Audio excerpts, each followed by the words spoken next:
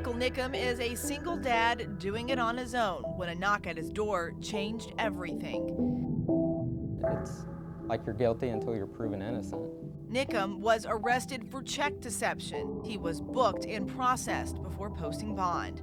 I work hard and pay my bills and make sure my bills are paid, my credit's good, and then to have them come in and there's nothing I could do. Confused, he made a stop by the courthouse to meet with someone in the prosecutor's office.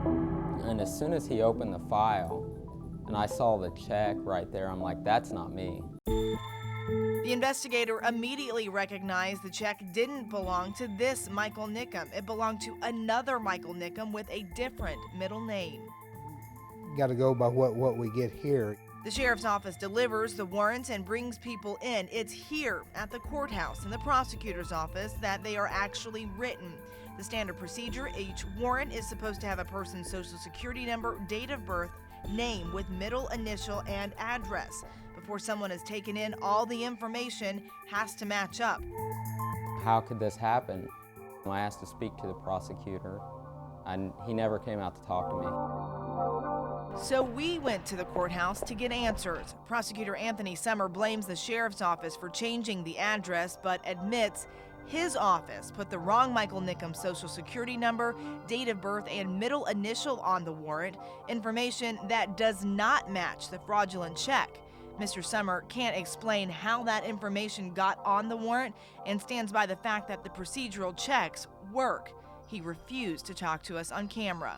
They just don't want to deal with it. The charges were later dismissed by a judge with an order for full reimbursement for legal charges to Mr. Niccum. The only problem, the arrest was already published in the paper for his friends and family to see, and even worse, if you do a search of his name for a background check, it's still on his record. You have to file a petition with the court alleging a basis for the expungement. In this case, it would be mistaken identity. Attorney Crystal Sanders thinks the expungement would go through as a no-brainer, clearing his record, but the cost to have it done, about $2,000. Money that Michael says as a single dad, he just doesn't have. The hardest part of the situation, explaining to his little girl what happened. Knowing that when we drive by the jail, she's asked me, is that where the bad people are, you know? And, you know, it was just embarrassing.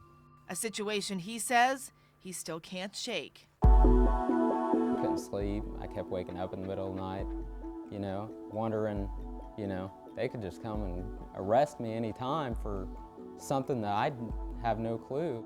Niccum is now planning to move, leaving Clinton County for a job in Ohio. He's hoping a new location will mean a fresh start for him and his daughter. Eva Pilgrim, Fox 59 News at 10.